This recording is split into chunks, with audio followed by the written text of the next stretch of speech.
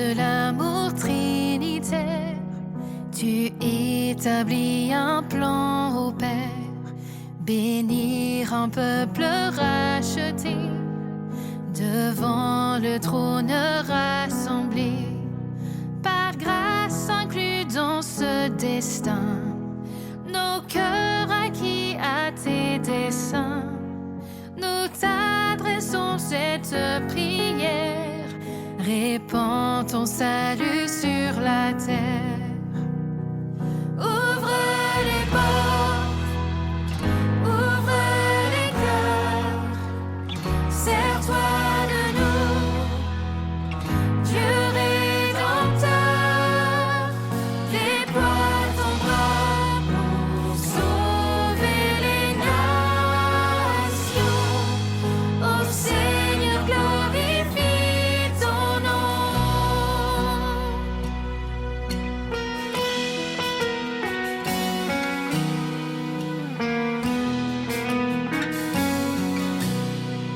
En se livrant sur le calvaire, Christ accomplit ton plan au Père.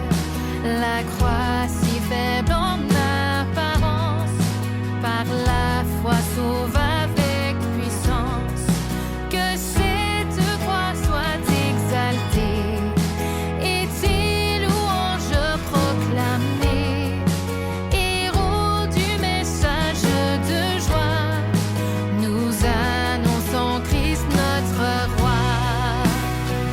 Ouvre les portes, ouvre les cœurs, sers-toi de nous, Dieu rédempteur, déploie ton bras pour sauver les nations. Ô Seigneur, glorifie ton nom.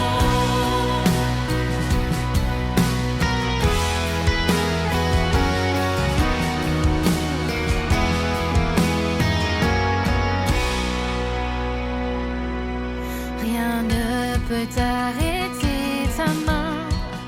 Ô Père, le salut t'appartient. Ton esprit insuffle la vie dans les cœurs les plus endurcis. Qu'en vue du jour de ton retour, nous persévérions par amour, car sous ton règne souverain, nos efforts ne sont jamais vains. Ouvre les portes, ouvre les cœurs, sers-toi de nous, Dieu rédempteur, déploie ton bras pour sauver les nations. Ô Seigneur, glorifie ton nom. Ouvre les portes, ouvre les cœurs, sers-toi de nous, Dieu rédempteur, déploie ton bras pour sauver les nations. Ô Seigneur, glorifie ton nom.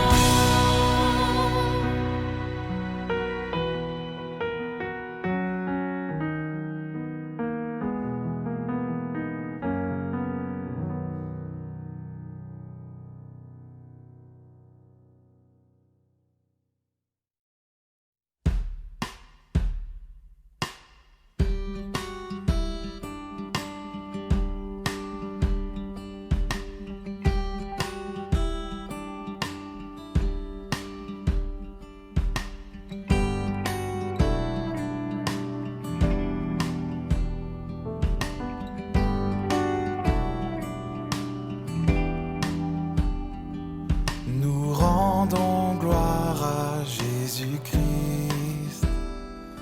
En lui, pour lui, tout fut créé. Image du Dieu invisible, vivant de toute éternité.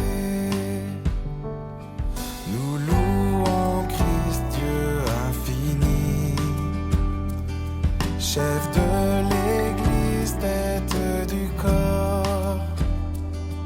La plénitude habite en lui, qui seul s'est levé de la mort. Par son amour réconcilié, uni à celui qui libère, de tous nos péchés pardonnés, nos cœurs s'élèvent sur cette terre. Par son amour réconcilié, unis à celui qui libère, de tous nos péchés pardonnés, nos cœurs s'élèvent. Adorons Jésus, Dieu incarné, auteur suprême du salut parfait. Restons ancrés, fondés en lui, car Jésus-Christ seul nous suffit.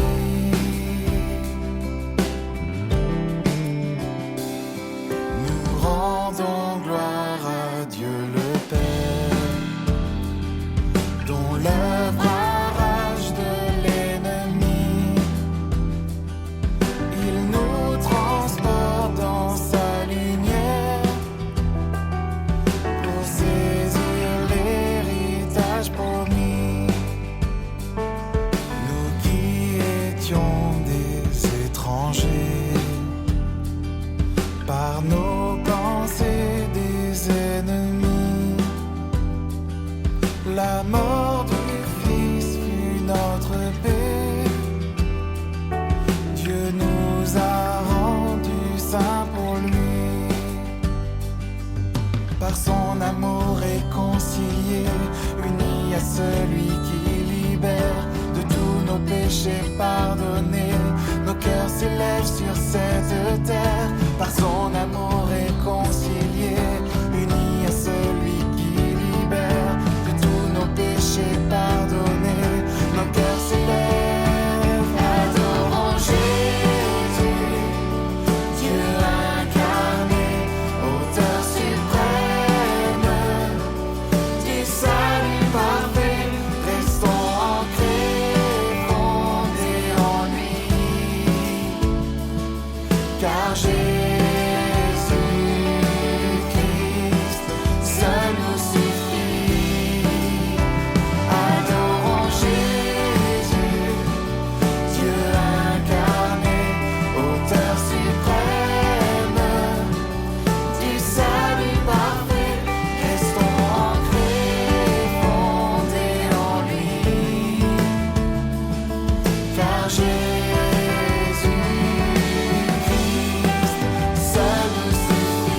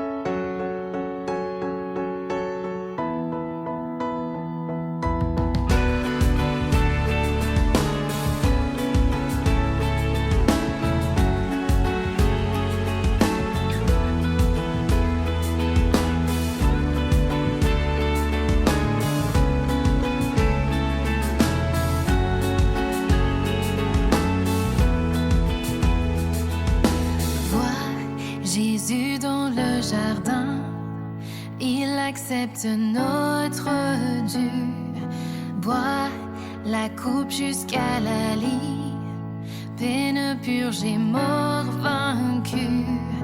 Chrétien, relève la tête, car il ne reste pour toi aucune ombre de colère, bannis la crainte et l'effroi. Tout est accompli par son ultime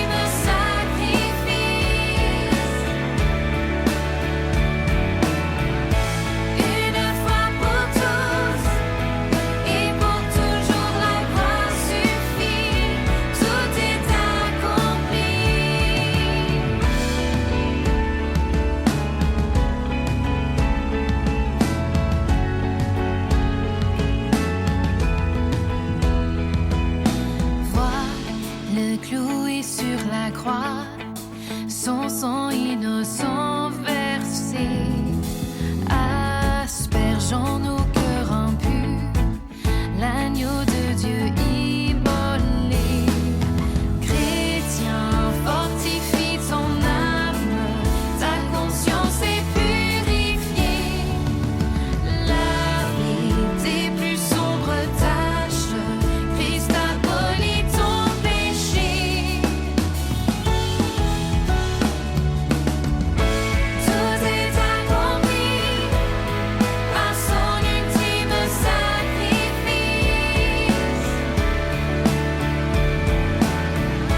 Une fois pour tous et pour toujours la croix suffit. Tout est accompli.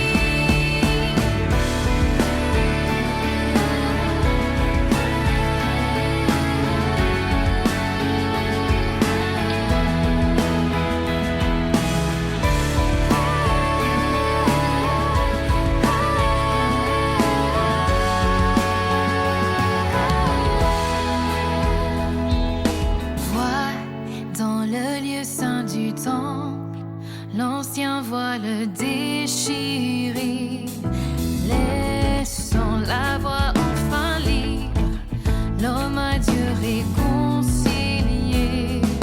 Chrétien, sois plein d'assurance, rien ne peut te séparer.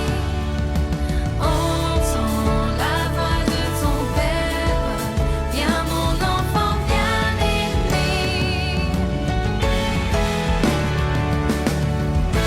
Tout est accompli par son ultime sacrifice. Une fois pour tous et pour toujours la croix suffit. Gloire à Jésus-Christ, signe de louange infinie. Toujours sur en lui, nous rejoignons son dernier cri. Tout est accompli.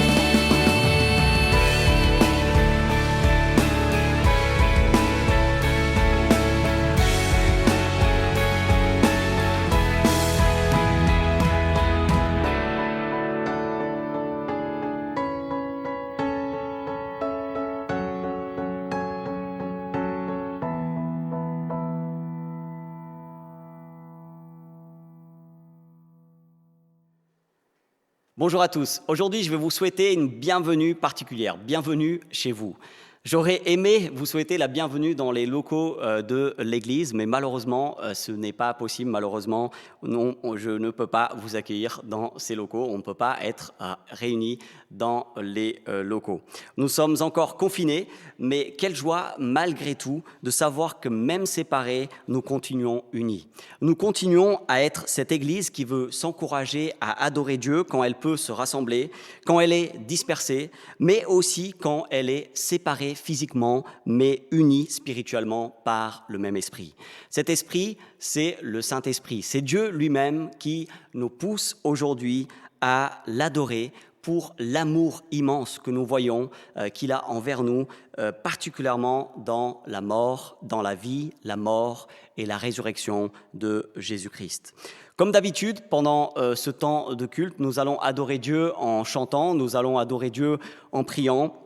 Et nous allons aussi adorer Dieu en écoutant un exposé d'un texte biblique qui se trouve dans le livre des Actes. En ce moment, nous sommes en train de parcourir le livre des Actes et c'est Raphaël aujourd'hui qui va poursuivre cette série avec un récit vraiment surprenant, mais important pour nous, qui a vraiment des enseignements importants pour nous. Juste avant qu'on chante le premier chant, j'aimerais dire aux enfants qu'une surprise les attend juste après ce chant. Donc j'espère que vous êtes nombreux, les enfants, que vous êtes tous là, parce qu'une surprise vous attend juste après le premier chant. C'est une surprise pour tout le monde, mais particulièrement pour les enfants. Commençons tout de suite à adorer Dieu pour son amour merveilleux pour nous, que nous pouvons voir particulièrement en Jésus-Christ. Chantons « Ô Jésus, mon Sauveur ».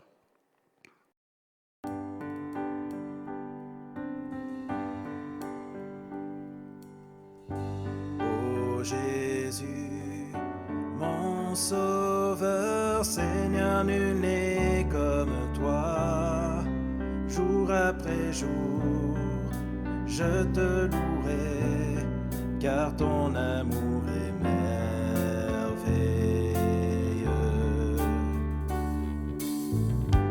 Mon abri, mon refuge, mon réconfort, mon rocher, tout ce qui vit, ce que je suis, ne cesse de t'adorer. Chante au Seigneur, crie de joie, terre entière. À Dieu la gloire, la puissance et l'honneur.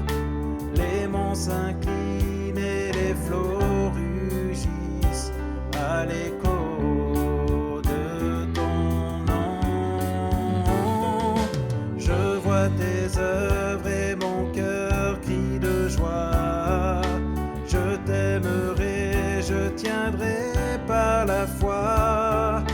Rien ne pourrait égaler tes promesses pour moi. Ô Jésus, mon Sauveur, Seigneur, nul n'est comme toi.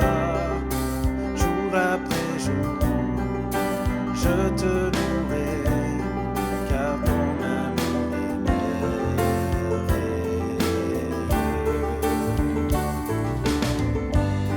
Mon abri, mon refuge, mon réconfort, mon rocher, tout ce qui vit, ce que je suis, ne cesse de t'adorer.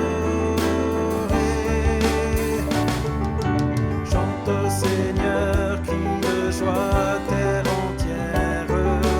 À Dieu la gloire, la puissance et l'honneur.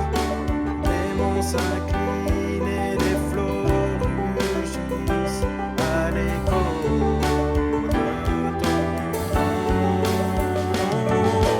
Je vois tes œuvres et mon cœur crie de joie.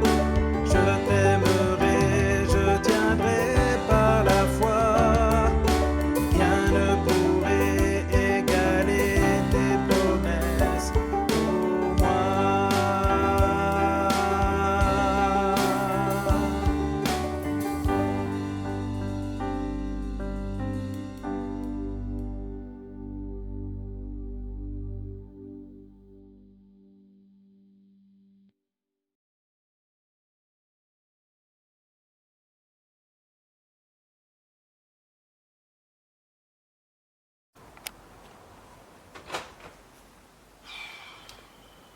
Oh là là, encore passé où ça?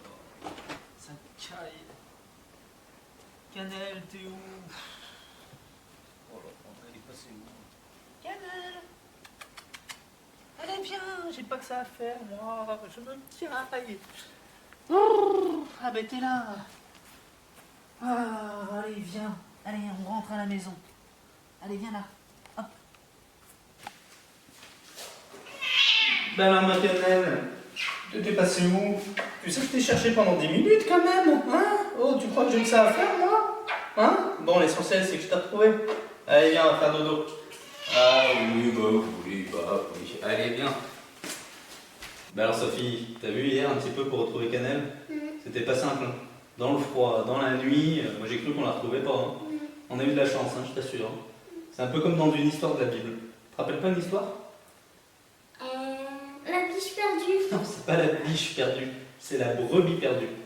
Je te propose un petit dessin animé, d'accord, qui va bien te raconter l'histoire. En fait, c'est ce qu'on appelle une parabole. D'accord? Allez, bon, on la regarde.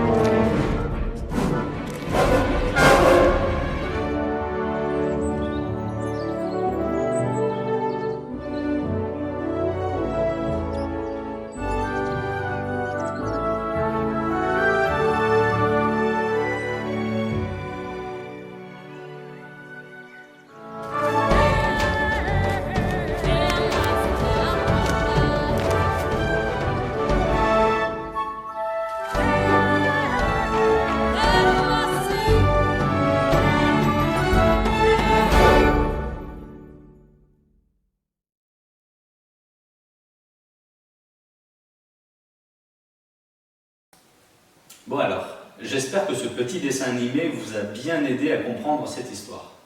Jésus l'a raconté pour montrer qu'il était venu chercher des personnes perdues. Il est venu jusqu'à nous pour nous sauver. On aurait pu penser qu'avec 100 brebis, le berger ne se serait pas rendu compte qu'il en manquait une. Eh bien non, il sait qu'il en manque une et il la cherche. Il la cherche de tout son cœur jusqu'à ce qu'il la trouve, car il sait que sans lui, elle est perdue et elle est condamnée à mourir. Vous avez remarqué comme le berger est content de la retrouver. Il la porte tout fier sur ses épaules. Dieu fait la même chose avec nous. Il nous connaît tous un par un. Et on a tellement d'importance pour lui qu'il est prêt à nous chercher et nous sauver quand nous reconnaissons que nous sommes perdus sans lui. À l'inverse, les 99 autres brebis représentent ceux qui pensent qu'ils n'ont pas besoin de Jésus dans leur vie. Quel dommage! Alors pour terminer, je vous propose d'apprendre le verset qui se trouve dans Luc 19, verset 10. Le Fils de l'homme est venu chercher et sauver ceux qui étaient perdus. Bonne semaine à tous! Un grand merci à la famille Adam pour vraiment cette surprise et aussi cet enseignement qui nous montre à quel point Dieu nous aime. Oui, Jésus est vraiment venu pour chercher et sauver ceux qui étaient perdus, c'est-à-dire nous tous qui nous reconnaissons perdus, nous tous qui reconnaissons avoir vraiment besoin de Dieu. Dans le même sens, et pour nous encourager à continuer à adorer Dieu, lisons ensemble le psaume 95. Venez, crions de joie en l'honneur de l'Éternel. Poussons des cris de joie en l'honneur du rocher de notre salut. Allons au-devant de lui avec des louanges. Faisons retentir des chants en son honneur, car l'Éternel est un grand Dieu. Il est un grand roi au-dessus de tous les dieux. Il tient dans sa main les profondeurs de la terre, et les sommets des montagnes sont à lui. La mer est à lui, c'est lui qui l'a faite. La terre aussi, ses mains l'ont formée. Venez, prosternons-nous et humilions-nous, plions le genou devant l'Éternel notre Créateur, car il est notre Dieu et nous sommes le peuple dont il est le berger, le troupeau que sa main conduit. Aujourd'hui, si vous entendez sa voix, n'endurcissez pas votre cœur comme à Mériba, comme lors de la journée de Massa, dans le désert. Là, vos ancêtres m'ont provoqué. Ils m'ont mis à l'épreuve, bien qu'ils m'aient vu agir. Pendant 40 ans, j'ai eu cette génération en dégoût, et j'ai dit, c'est un peuple dont le cœur s'égare, ils ne connaissent pas mes voies. Aussi, j'ai juré dans ma colère, ils n'entreront pas dans mon repos. Ce texte nous invite vraiment à adorer Dieu. Jésus est vraiment le rocher solide sur lequel nous pouvons nous appuyer. Il est le seul par lequel nous pouvons être sauvés, par lequel nous pouvons être pardonnés. Comme nous avons pu voir la semaine dernière dans le livre des Actes au chapitre 4, verset 12, « Il n'y a de salut en aucun autre, car il n'y a sous le ciel aucun autre nom qui ait été donné parmi les hommes par lequel nous devions être sauvés. » Voilà, tournons nos regards vers Jésus. Adorons Dieu pour son amour infini, sa grâce immense. Chantons de tout notre cœur 2 chants, Sauveur du monde et En Jésus seul. Et ensuite, c'est Raphaël qui va prendre la parole pour la prédication.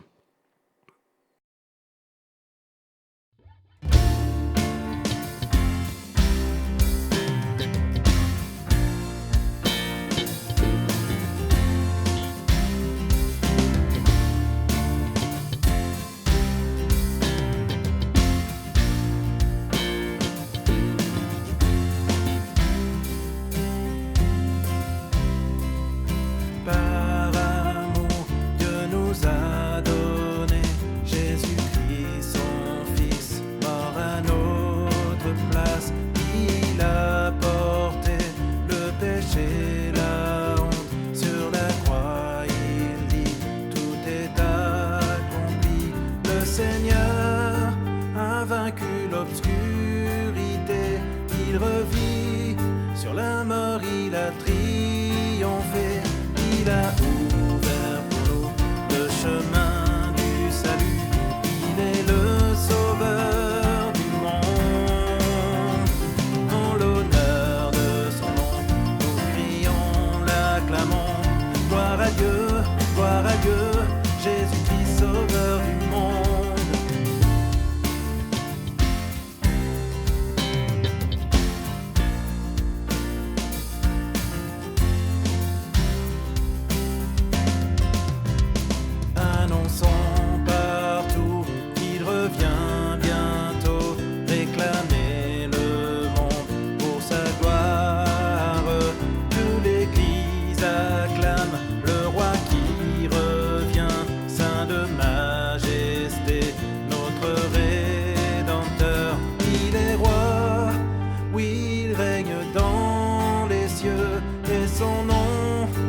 Jésus, il est le Messie. Il a ouvert pour nous le chemin du salut. Il est le sauveur du monde. En l'honneur de son nom, nous crions, l'acclamons. Gloire à Dieu, Jésus-Christ, sauveur du monde. Le Seigneur a vaincu l'obscurité. Il revit sur la mort, il a triomphé. Il est roi, oui, il règne dans les cieux. Et son nom est Jésus, il est le Messie. Le Seigneur a vaincu l'obscurité. Il revit sur la mort, il a triomphé. Il est roi, oui, il règne dans les cieux. Et son nom est Jésus, il est le Messie. Il a ouvert pour nous le chemin du salut. Il est le sauveur du monde. En l'honneur de son nom, nous crions, l'acclamons. Gloire à Dieu, Jésus-Christ, sauveur du monde.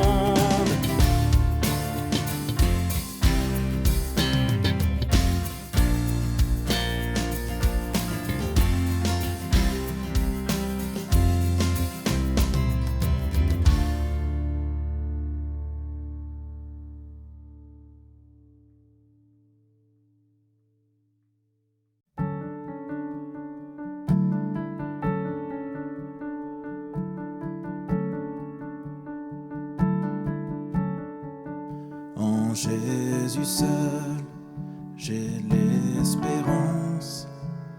Il est ma flamme, ma force, mon chant, pierre angulaire, mon fondement. Même dans l'orage menaçant, quel grand amour, quelle paix profonde apaise les craintes, enraye la fronde. Mon réconfort, il est mon tout. Dans son amour, je tiens debout.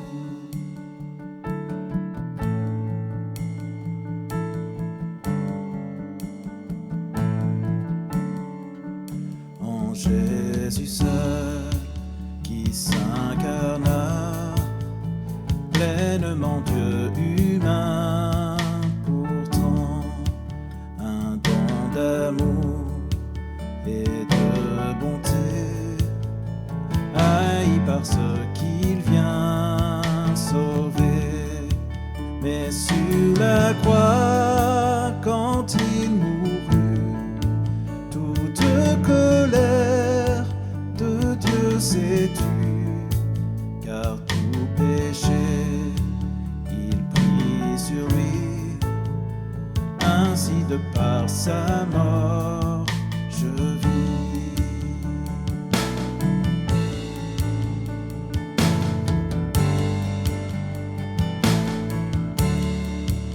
Là dans la tombe où son corps gît, toute clarté fut obscurcie, puis éclatant, tout se réveille, car Jésus est ressuscité.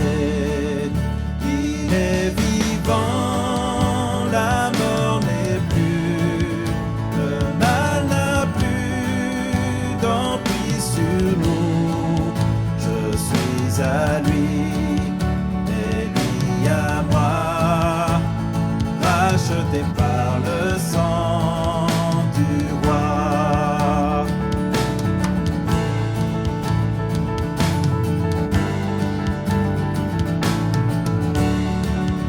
Ni accusé, ni condamné, lui son amour m'a transformé. Et du début jusqu'à la fin,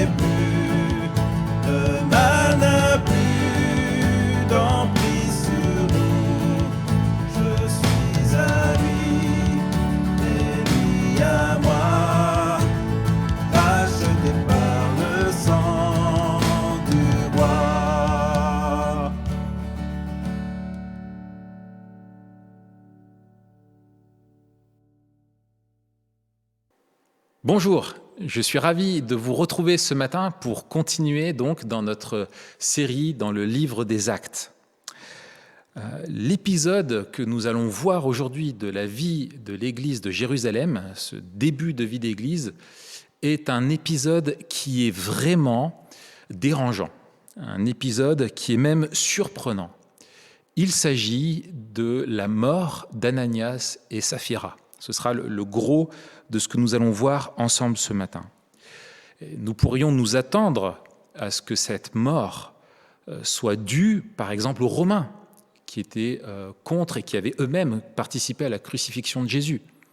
Nous pourrions nous attendre, puisque ce passage fait suite à des menaces de la part des chefs religieux juifs à l'encontre des apôtres, à ce que cette première mort dans le livre des Actes, mort de chrétiens, puisse être le fait de ces chefs religieux juifs.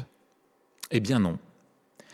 C'est une autre personne qui est responsable de leur mort. Et vous allez voir, c'est quelque chose, je crois, qui va vraiment nous bouleverser et nous interpeller. Mais avant de rentrer dans le texte, il est vraiment important, pour comprendre ce qu'il se passe, les enjeux autour de leur mort, il est important de nous rappeler dans quel contexte nous sommes. Qu'est-ce qu'il se passe à cette époque-là ? Notre récit fait suite à celui que nous avons vu la semaine dernière avec Arnaud, qui nous racontait l'arrestation, la première arrestation que nous avons dans le livre des apôtres. Pierre et Jean ont été arrêtés, mais pas par n'importe qui, pas par d'autres juifs qui n'étaient pas contents ou par les Romains. Non, ils ont été arrêtés par les autorités juives de l'époque, les autorités religieuses du temple. La question pour eux était celle-ci: est-ce une religion illégitime qui est en train de naître, ces disciples de Jésus? Est-ce une religion illégitime ou une nouvelle alliance que Dieu vient de traiter avec son peuple, une alliance annoncée par les prophètes et la loi? Et c'était l'enjeu de cette arrestation. Les autorités juives ne reconnaissaient pas l'enseignement qu'avaient reçu les apôtres, ni l'instruction que le Saint-Esprit leur avait transmis, comme Jésus leur avait promis. Ils ne reconnaissaient pas leur légitimité à être des représentants religieux, eux qui font partie de la religion du Temple et de l'Ancien Testament. Et Pierre va accuser les autorités religieuses, et c'est un comble, il va les accuser d'avoir crucifié le Messie qui était promis par les prophètes et par la loi de Moïse. Et il va enfoncer le clou en rappelant une vérité qui est bouleversante. Pierre leur dira qu'il n'y a de salut en aucun autre, car il n'y a sous le ciel aucun autre nom qui ait été donné parmi les hommes, par lequel nous devions être sauvés. Quelle accusation pour eux! En leur disant cela, eh bien, Pierre entérine la fin de l'ère du temple, de ce temple fait de pierre qui avait été construit initialement par Salomon, la fin du judaïsme et la fin du judaïsme tel qu'il était compris dans l'Ancien Testament, qui n'était pas encore ancien pour eux. Mais Paul leur dit, maintenant, vous êtes anciens. Il y a eu un autre moyen, et Dieu a révélé le moyen, le seul et unique moyen par lequel nous devons être sauvés, c'est par Jésus-Christ. Et en faisant ça, il les rend totalement obsolètes. Et nous voyons donc qu'il y a un transfert où nous passons des autorités de l'Ancien Testament à une nouvelle forme d'autorité qui est révélée, celle des apôtres, qui n'est pas reconnue par les autorités religieuses qui étaient déjà installées. Et ce qui était le temple de l'Ancien Testament est obsolète. Le temple est désormais le nouveau peuple de Dieu. Le peuple de Dieu qui a cru en Jésus-Christ et qui est rempli du Saint-Esprit. Voici le temple vivant de Dieu et tout le Nouveau Testament nous enseigne cela abondamment. Et donc, une fois que cet événement-là est passé, Luc va apporter un nouveau portrait de cette nouvelle communauté de l'Église, comme il en avait déjà fait un au chapitre 2. Et c'est là que nous arrivons dans cette vie d'Église que nous allons lire maintenant. Et vous allez le voir, Luc veut nous montrer ce qui caractérise la vie de cette communauté, la vie de ce nouveau temple fait de ceux qui ont cru en Jésus. Et donc je lis à partir du chapitre 4, les versets 32 à 35 d'abord. La foule de ceux qui avaient cru n'était qu'un cœur et qu'une âme. Personne ne disait que ses biens lui appartenaient en propre, mais ils mettaient tout en commun. Avec beaucoup de puissance, les apôtres rendaient témoignage de la résurrection du Seigneur Jésus et une grande grâce reposait sur eux tous. Il n'y avait aucun nécessiteux parmi eux. Tous ceux qui possédaient des champs ou des maisons les vendaient, apportaient le prix de ce qu'ils avaient vendu et le déposaient aux pieds des apôtres. Et l'on faisait des distributions à chacun en fonction de ses besoins. Ce portrait de la vie de l'Église ressemble beaucoup à celui fait en Acte 2. Jean-Marc l'a bien expliqué, je vous renvoie à sa prédication. Luc nous fait vraiment une photo de famille et veut nous montrer ce qui caractérise ce temple de Dieu, cette nouvelle Église, cette nouvelle communauté, ce nouveau peuple.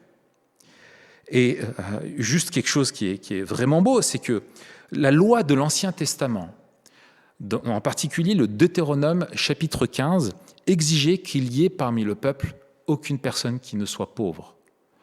Et c'est quelque chose qui enfin se vit dans l'Église, où chacun met en commun afin que personne ne soit dans la précarité. Par amour du prochain, par amour des frères et sœurs, l'intérêt personnel s'efface devant l'intérêt des autres. Et Luc montre par là le changement de cœur qu'il s'est produit, la réalité palpable, visible du Saint-Esprit qui transforme la vie de ces personnes qui ont cru en Jésus-Christ. Et pour illustrer ça, illustrer ce qui doit caractériser cette nouvelle communauté qui arrive là et qui est rejetée par la communauté des Juifs qui ne veulent pas reconnaître Jésus comme Messie, eh bien, il va nous faire deux portraits qui vont être typiques de ce qui doit se passer dans une église. Un portrait d'abord positif avec celui de Barnabas et ensuite celui d'Ananias et Saphira qui malheureusement va nous décrire leur mort. Et je vous invite donc maintenant à poursuivre la lecture pour voir cet exemple positif avec Barnabas.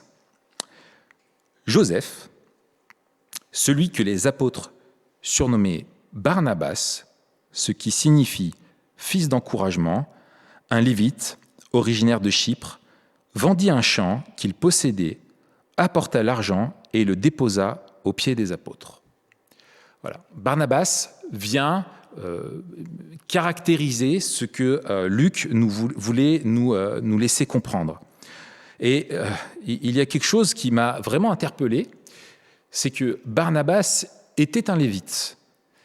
Et un lévite, pour ceux qui connaissent un petit peu l'Ancien Testament, ils savent que les lévites ne possédaient pas de territoire contrairement aux autres tribus.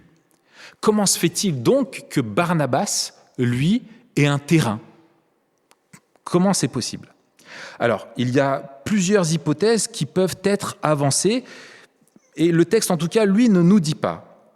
Mais la plus convaincante pour moi est qu'avec le temps, et les errements spirituels du peuple de Dieu, eh bien, malheureusement, les Lévites avaient oublié cette loi de Dieu et donc beaucoup d'entre eux possédaient des champs et des territoires. Et j'aimais l'idée, simplement une idée, que l'on peut voir dans le geste de Barnabas comme un acte de repentance.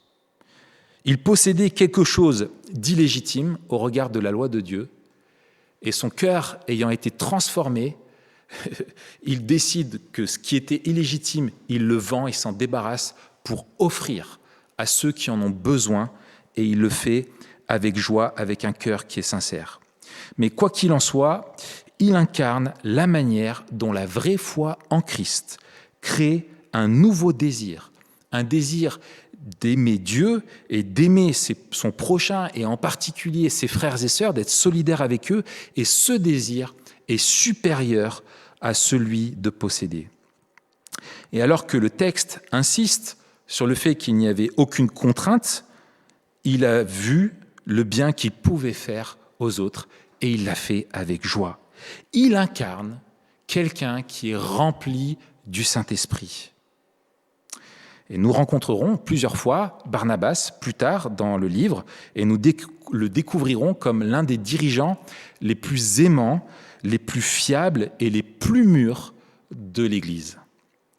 Maintenant, passons à l'autre portrait qui vient vraiment comme un contraste par rapport à celui qui a été fait et qui va nous occuper maintenant. C'est celui d'Ananias et de Saphira. Cependant, un homme appelé Ananias, avec Saphira, sa femme, vendit une propriété et garda une partie du prix en accord avec sa femme. Il apporta le reste et le déposa aux pieds des apôtres. Pierre lui dit, « Ananias, pourquoi Satan a-t-il rempli ton cœur au point que tu aies menti au Saint-Esprit et gardé une partie du prix du champ ? S'il n'avait pas été vendu, ne te restait-il pas ? Et après l'avoir vendu, n'avais-tu pas le droit de disposer du prix ? Comment as-tu pu former dans ton cœur un projet pareil ? Ce n'est pas à des hommes que tu as menti, mais à Dieu. » Quand Ananias entendit ces paroles, il tomba et expira. Une grande crainte s'empara de tous ceux qui l'apprirent. Les jeunes gens se levèrent pour envelopper le corps, puis ils l'emportèrent pour l'enterrer. Première mention d'une activité d'un groupe de jeunes. Environ 3 heures plus tard, sa femme entra sans savoir ce qui était arrivé. Pierre lui adressa la parole. « Dis-moi, est-ce bien à ce prix que vous avez vendu le champ ?»« Oui, répondit-elle, c'est à ce prix-là. » Alors Pierre lui dit, « Comment avez-vous pu vous mettre d'accord pour provoquer l'Esprit du Seigneur ? Ceux qui ont enterré ton mari sont à la porte et ils vont t'emporter toi aussi. » Elle tomba immédiatement aux pieds de l'apôtre et expira. Quand les jeunes gens rentrèrent, ils la trouvèrent morte et l'emportèrent pour l'enterrer à côté de son mari. Une grande crainte s'empara de toute l'Église et de tous ceux qui apprirent ces événements. Je vous l'avais dit, c'est un texte qui est dérangeant et choquant. Même si nous prenons le péché au sérieux, mourir si soudainement, et dans le cas d'Ananias, sans même possibilité de repentance, alors que Pierre venait de prêcher la possible repentance aux autorités qui ont crucifié le Messie, lui qui meurt si soudainement, c'est quelque chose qui nous choque. Comment interpréter la mort d'Ananias et Saphira? Eh bien, il faut y aller par étapes et se poser plusieurs questions. La première que je nous propose, étaient-ils des non-croyants ? Est-ce que Dieu a voulu retrancher, rejeter des personnes qui se faisaient passer pour des chrétiens ? Nous voyons que le reproche qui leur est fait est d'avoir menti au Saint-Esprit. S'ils n'ont pas l'Esprit en eux, s'ils n'ont pas dupé Dieu, le reproche devient incompréhensible. Et la plupart des commentateurs, si ce n'est l'immense majorité, sont convaincus qu'il s'agit bien de chrétiens. Il n'y a rien qui nous dit qu'ils ne sont pas des chrétiens. Et Dieu juge aussi son peuple. Et c'est même, je le crois, parce qu'ils sont chrétiens qu'ils sont punis si sévèrement. Dieu ne leur a pas retiré son pardon ni leur salut, mais les a livrés aux conséquences de leurs péchés et les a retirés de l'Église. Il ne voulait pas qu'ils restent au milieu de l'Église. Deuxième question, quel était leur péché ? Alors qu'il n'était pas obligé de vendre son bien et de le donner, Ananias ment par omission en ne disant pas qu'il a gardé une partie du prix, du bénéfice pour lui, tout en faisant croire qu'il a tout donné. Dans l'effort d'acquérir une réputation de générosité comme Barnabas, eh bien, il garde une partie de ce qu'il a gagné, et il trompe l'Église en voulant se montrer plus généreux qu'il ne l'est en réalité, alors qu'il n'était obligé de rien. Ce que Barnabas avait fait librement, Ananias et Saphira, eux, se sentaient obligés de le faire. Pourquoi ? Pour gagner une bonne réputation et pour être admirés. Prenons la mesure de ce qu'il se passe. Leur seul péché est d'avoir voulu embellir le tableau. C'est leur seul péché. S'être montré sous un meilleur jour, s'être fait passer pour ceux qu'ils n'étaient pas. Ils n'ont tué personne. Ils n'ont volé personne, mis la vie de personne en danger. Aucune chose grave avec des conséquences irrémédiables. Leur seul péché, c'est l'hypocrisie. Ils ont été hypocrites. C'est tout. Et en fait, c'est largement suffisant. Pourquoi ? Parce que Pierre le dit, c'est avant tout au Saint-Esprit qu'ils ont menti. C'est lui qu'ils ont offensé. C'est lui le premier. Ils se sont dit, nous pouvons cacher à Dieu ce que nous faisons, et même s'il le voit, c'est pas bien grave. C'est pas bien grave. C'est quelque chose de pas très important, et il n'y aura pas de conséquences après tout. Ils ont méprisé le Saint-Esprit qui leur avait révélé le prix de la grâce. Jésus était mort il y a quelques jours, il était ressuscité il y a quelques jours.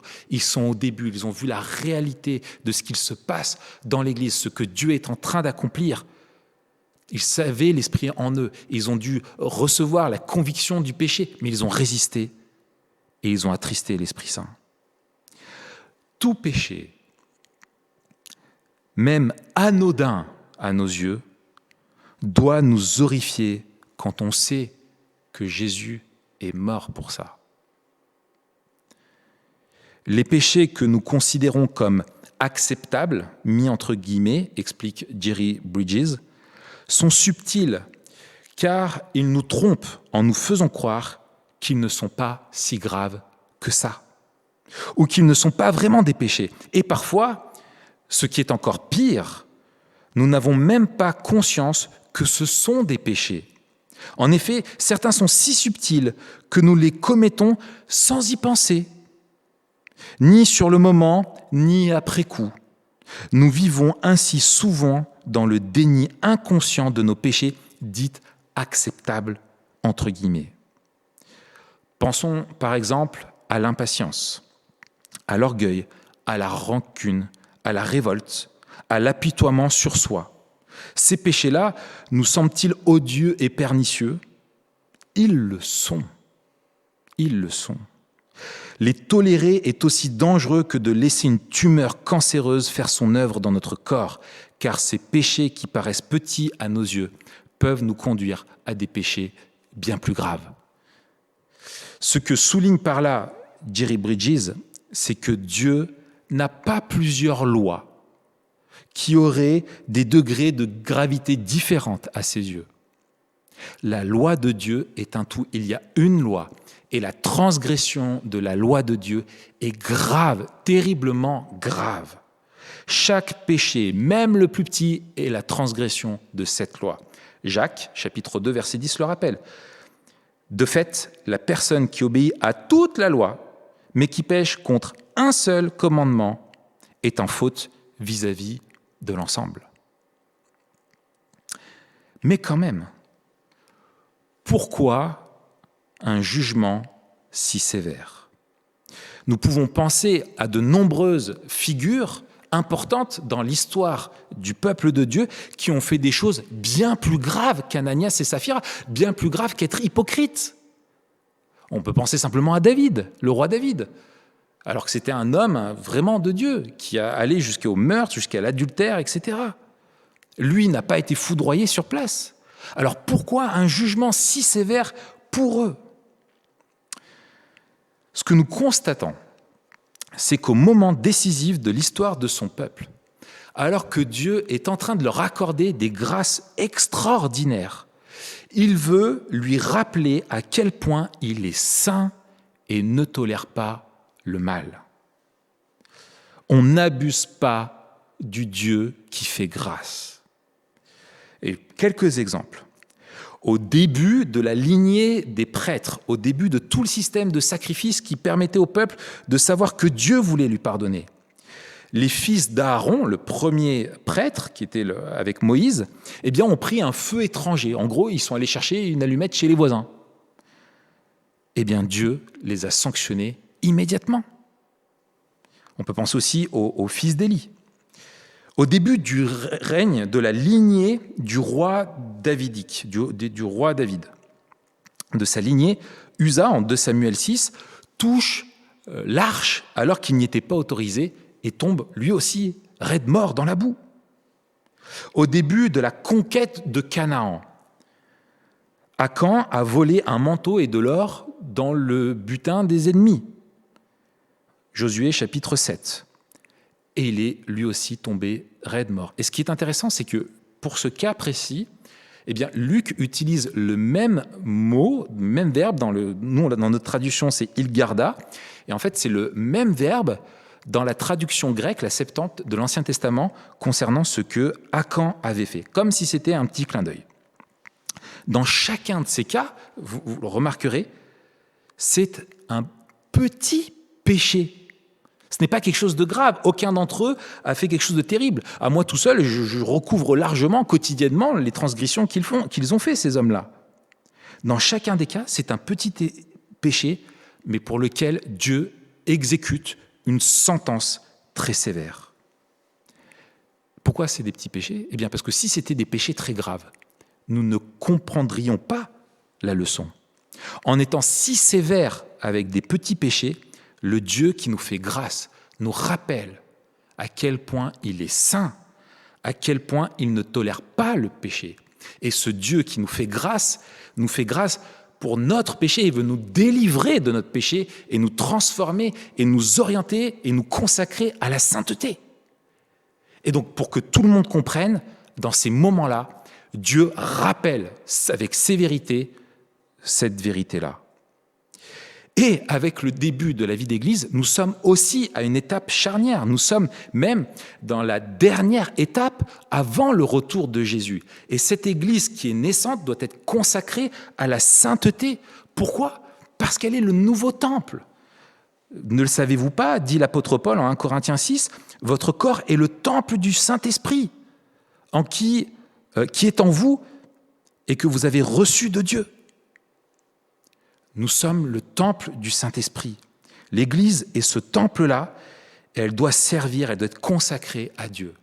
Et alors que l'ancien temple que Pierre venait de confronter, lui, avait été largement corrompu par l'hypocrisie religieuse, l'hypocrisie d'Ananias et Saphira n'a pas sa place dans l'Église. L'Église doit commencer sur des nouvelles bases. Elle n'a aucune excuse parce qu'elle a le Saint-Esprit, et donc Dieu est sévère et veut donner un signal fort à tout le monde. C'est une pédagogie. Dieu ôte Ananias et Saphira du milieu des chrétiens pour leur rappeler que l'hypocrisie n'a pas sa place dans l'Église. Et la conséquence, nous l'avons vu au verset 11, une grande crainte, et il le dit déjà plus haut, mais il le répète 2 fois, une grande crainte s'empara de toute l'Église et de tous ceux qui apprirent ces événements. Et je trouve qu'il y a quelque chose qui est extraordinaire. Dans le texte grec, c'est la première fois en Actes, chapitre 5, verset 11, que Luc utilise le mot « église », « ecclésia » en grec. C'est la première fois qu'il l'utilise. Dans nos traductions, nous le retrouvons à d'autres moments, avant cela pour faciliter la compréhension de la traduction. Mais dans le texte, c'est la première fois. Ce qui caractérise l'Église, c'est qu'elle doit aspirer à la sainteté. Il n'y a pas de faux semblant. Elle est le peuple de Dieu qu'il s'est racheté. Maintenant, passons aux enseignements que nous pouvons en tirer, les enseignements importants pour nous, et je vous en propose 2. Le premier, pourquoi nous avons ce texte-là? Qu'est-ce que nous pouvons en retirer? Eh bien, premièrement, c'est de nous rappeler l'immensité de la grâce de Dieu envers nous. Que devaient se dire les membres de l'Église qui, face à un péché, face à un petit mensonge, voient des personnes qui meurent devant eux? Qu'est-ce qu'ils devaient se dire? Et nous, que nous devons penser? Dieu sait tout de moi. Le Saint-Esprit est témoin en moi de la noirceur de mon cœur. Il n'y a aucune mauvaise pensée dont il n'est pas spectateur. Tout ce que je regarde, tout ce que je désire d'impur, il le voit et il est attristé. Mais quelle grâce d'être encore en vie! Quelle grâce! Je ne mérite pas d'appartenir à son Église. Aucun de nous ne le mérite. Ce texte nous rappelle avec force l'immensité de la grâce de Dieu. Parce qu'on n'est pas tous morts foudroyés ce matin. Parce qu'entre notre lever et ce moment où nous sommes là, il y a eu quantité de péchés. Mais nous sommes encore là. Si tu tenais compte de nos fautes éternelles, Seigneur, qui pourrait subsister? Mais le pardon se trouve auprès de toi afin que l'on te craigne. Psaume 130, versets 3 et 4. Si on se place du point de vue de Dieu, ce qui nous semble pour nous extraordinaire comme ce jugement tout de suite est en fait tout à fait normal. Ce qui est exceptionnel, c'est que Dieu patiente tellement avec nous, qu'il nous fasse grâce encore et encore. Pourquoi? Parce que le salaire du péché, c'est la mort.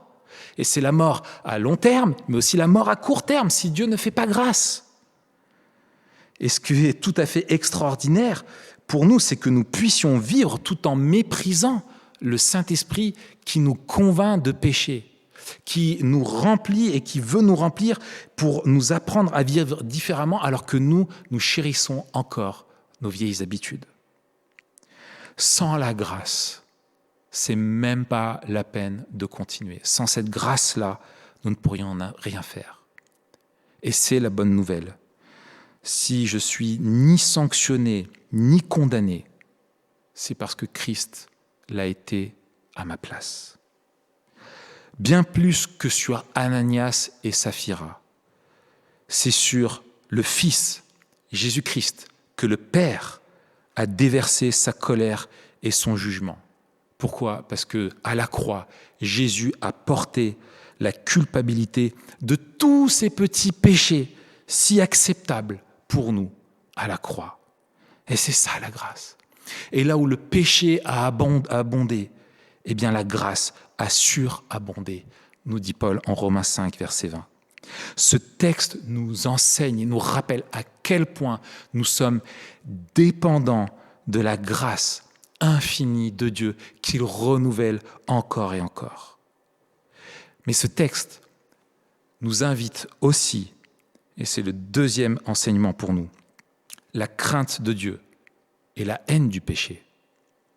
Cet épisode nous rappelle que le moindre petit péché est très sérieux. Très sérieux. Et parfois, nous, en tant que chrétiens, nous avons une tendance à nous comparer de façon tout à fait malsaine et illégitime et perverse à des non-chrétiens ou à regarder ce qui se passe à la télé ou ailleurs et à voir comment le monde va mal, ce à quoi les gens se livrent et à se dire « mais nous sommes tellement supérieurs, toutes ces choses si graves, nous ne les faisons pas ». Mais là, ce texte nous montre que nous sommes complètement à côté de la plaque. Le moindre petit péché est très sérieux et très grave. Nous ne devons jamais oublier que le Dieu qui nous fait grâce est le Dieu qui est saint. Si nous méprisons le péché, nous méprisons la sainteté de Dieu. Nous méprisons donc l'infini prix de sa grâce. Tout homme qui prononce le nom du Seigneur, qu'il se détourne du mal, rappelle Paul dans 2 Timothée 2, verset 19. Le Dieu de grâce veut que nous craignions l'hypocrisie et tous ces petits péchés que nous tolérons tellement bien. Mais alors, comment changer ? Comment changer ? Il y aurait tellement de choses à dire, et nous l'avons enseigné encore et encore, il y a tellement de choses à dire. Mais je voudrais simplement rester dans le texte et juste souligner une chose. C'est que moi, le premier, j'ai tendance à oublier le Saint-Esprit et même à le dépersonnaliser. Je crois en sa réalité, je crois en sa présence théorique, théologique dans ma vie, mais je n'en fais pas assez l'expérience. Il entend chaque pensée, voit chaque imagination de mon cœur, et il y en a tellement qui l'attristent. Et ma capacité à détecter et lutter contre le péché au quotidien et contre tous les péchés, pas seulement ceux qui m'attristent, mais contre tous, est dépendante, proportionnelle à ma relation intime avec le Saint-Esprit. Ce n'est pas par mes propres forces, ce n'est pas par mes capacités morales que je peux m'en sortir, mais c'est par le ministère constant, par sa présence et son action dans ma vie que je peux l'être. Et donc j'ai besoin d'être rempli de lui, sous le contrôle de sa présence, revêtu de sa force, pour marcher par lui et lui plaire. Et mes frères et sœurs, quand il nous convainc de pécher, quand nous voyons, même pour la façon de mal parler à son conjoint ou à son enfant, une remarque déplacée, une blague qui n'avait pas lieu d'être, mais ça doit nous attrister et nous devons apprendre à nous repentir tout de suite.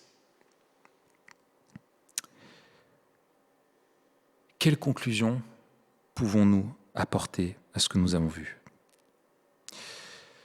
Si, comme moi, vous luttez souvent contre une multitude de tous ces petits péchés soi-disant acceptables, si l'état de votre cœur vous attriste tellement, et je veux vous encourager, l'un des meilleurs signaux de notre bonne santé spirituelle, qui reflète que nous portons le fruit de l'Esprit et que nous voulons lui plaire, que nous sommes sur le chemin de la sainteté, de la sanctification, de la transformation et que nous voulons être transformés à l'image de Christ, eh bien c'est particulièrement quand nous sommes attristés par ça, c'est que nous laissons le Saint-Esprit agir en nous et mettre en lumière les ténèbres qui sont dans notre cœur.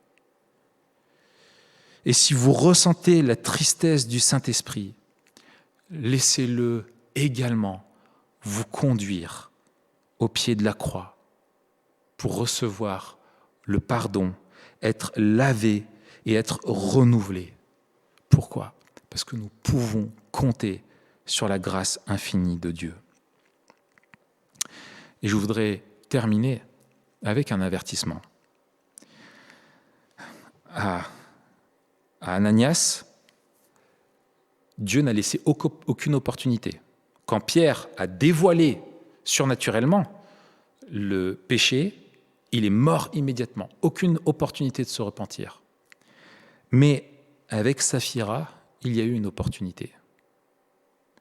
Je pense qu'Ananias, en tant qu'homme, méritait un jugement encore plus sévère. Mais regardez, Actes chapitre 5, verset 8, je relis. Pierre lui adressa la parole, donc à Saphira, « Dis-moi, est-ce bien à ce prix que vous avez vendu le champ ?» ?»« Oui, répondit-elle, c'est à ce prix-là. » Pierre a posé une question. Si elle avait dit « Non, nous l'avons vendu plus cher et nous avons gardé une partie pour nous et nous avons fait croire que nous avions tout donné », on n'aurait jamais dû faire ça. On a été hypocrite. On a fait une mascarade. Pardon. Elle aurait été pardonnée. Dieu ne refuse pas le pardon. c'était une occasion pour elle de se repentir. Elle ne l'a pas saisi. Elle n'a pas écouté le Saint-Esprit. Elle en est morte.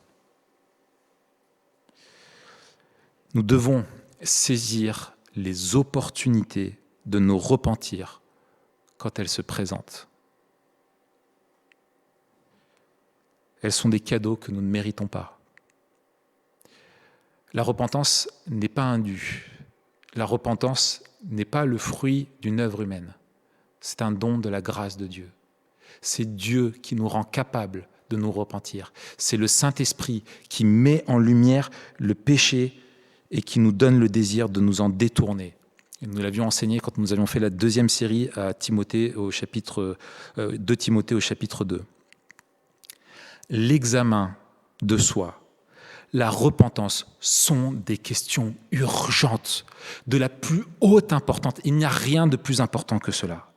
Si Dieu touche votre cœur ce matin, s'il pointe du doigt au travers de ce qui s'est passé pour Ananias et Saphira, à quel point vous méprisez sa grâce, à quel point vous tolérez l'hypocrisie, la colère, la cupidité, l'amertume, l'impatience, et vous fait le cadeau de voir votre péché comme lui le voit.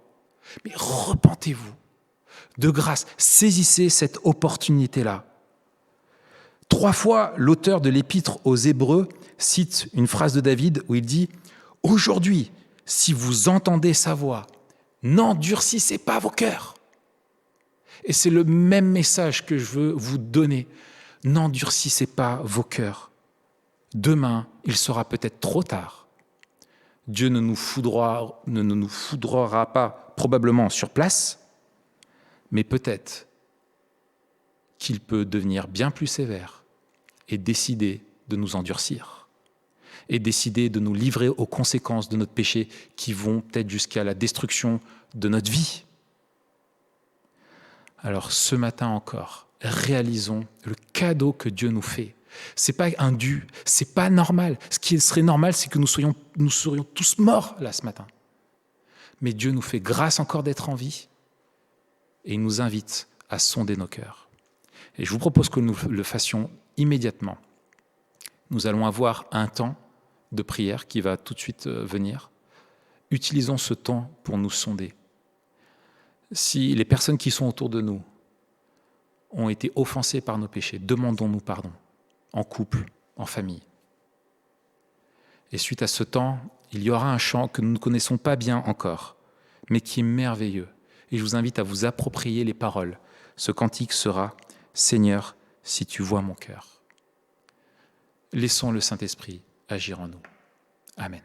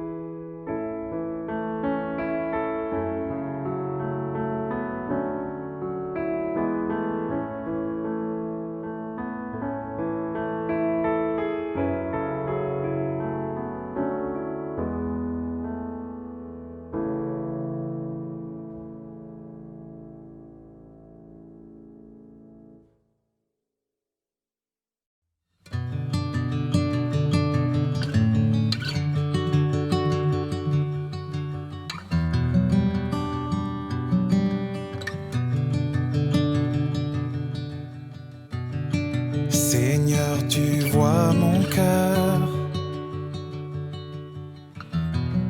dans toute sa noirceur. Mes pensées, mes paroles, souvent t'ont fait horreur.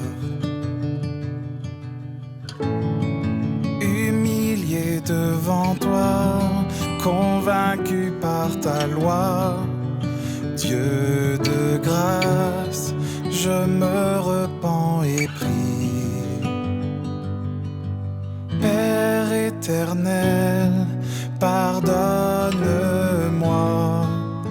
de mes péchés, purifie-moi.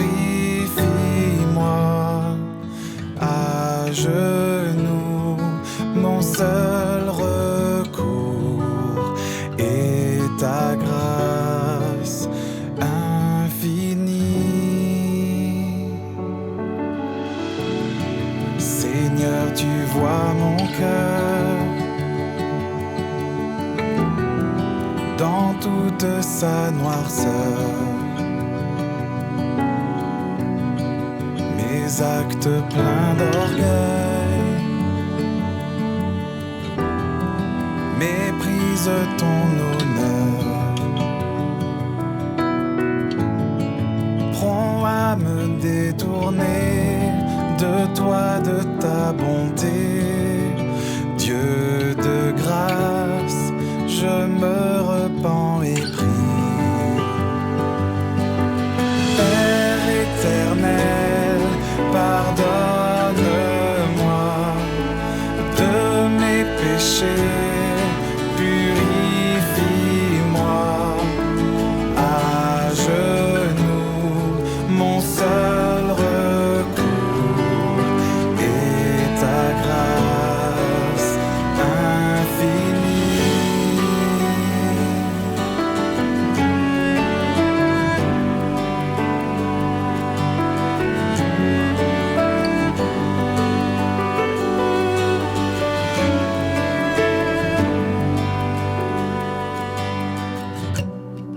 Par toi justifié, je m'appuie avec foi sur tes promesses sûres, la puissance de la croix, ta grâce imméritée, toujours renouvelée. Dieu fidèle, en toi je me confie. Père éternel, sanctifie-moi par ton esprit, transforme-moi. À genoux, mon seul secours est ta grâce infinie. Père éternel, sanctifie-moi par ton esprit, transforme-moi. À genoux, mon seul secours est ta grâce infinie.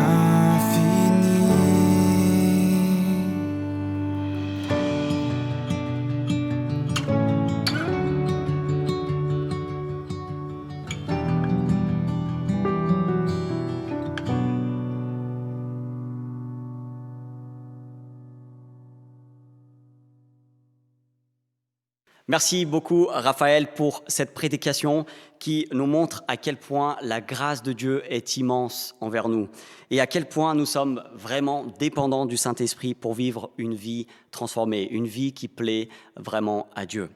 Nous allons finir notre culte avec un dernier chant, mais avant, je vous donne tout simplement rendez-vous la semaine prochaine. On se donne rendez-vous la semaine prochaine à la même heure, 10h30.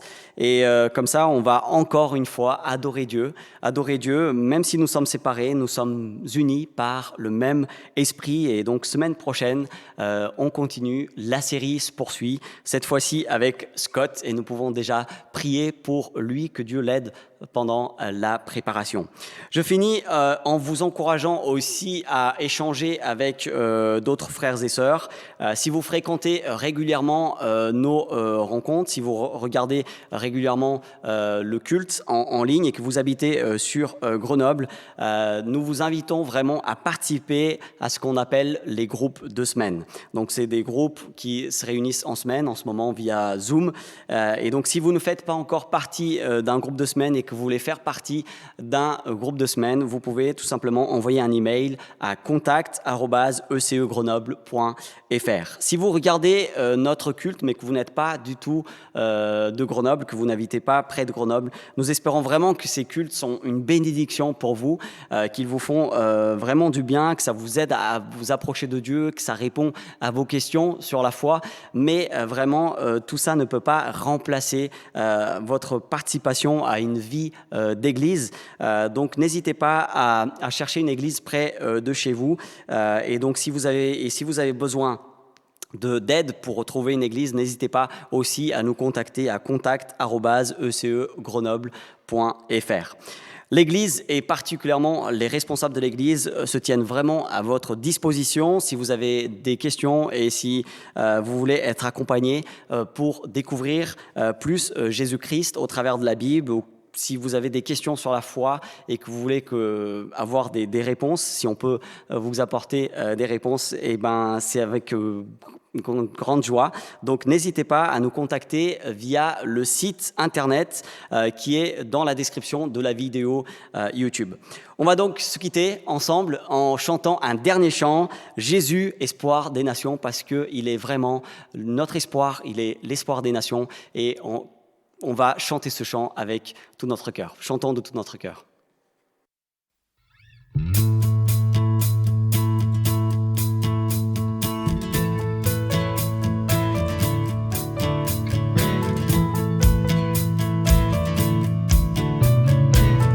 Jésus, espoir des nations. Jésus, soutien de ceux qui pleurent. Tu es la source de tout espoir sur terre.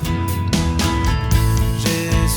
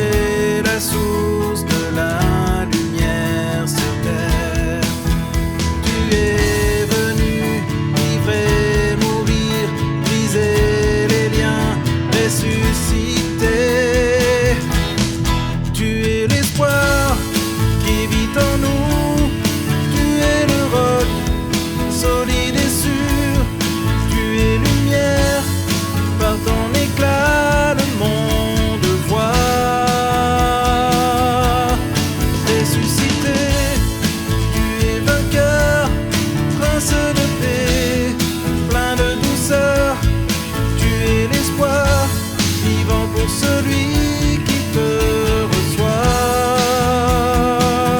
Oui, nous croyons,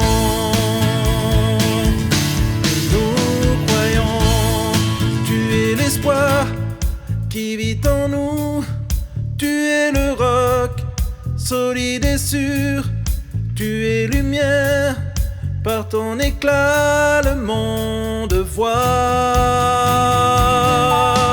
Ressuscité, tu es vainqueur, prince de paix, plein de douceur, tu es l'espoir, vivant pour celui qui te reçoit.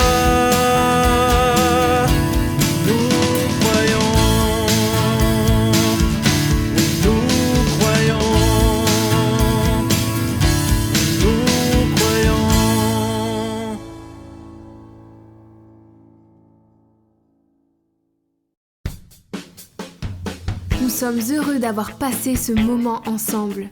Rendez-vous dimanche prochain à 10h sur notre chaîne YouTube. Pour mieux connaître notre église, visitez notre site www.ecegrenoble.fr.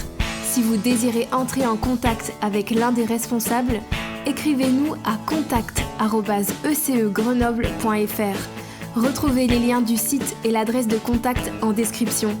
À bientôt!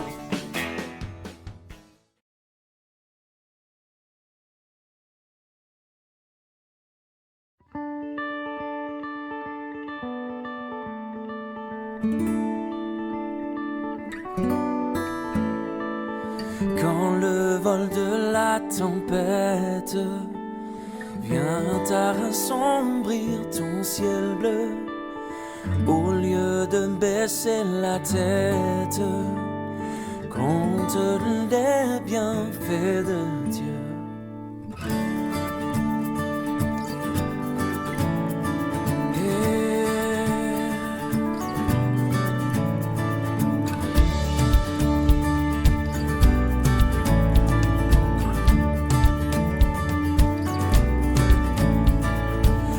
Sur la route glissante, tu chancelles sous ta croix. Pense à cette main puissante qui t'a béni tant de fois. Compte les bienfaits de Dieu, mets-les tous devant tes yeux, et tu verras en adorant combien le nombre est grand.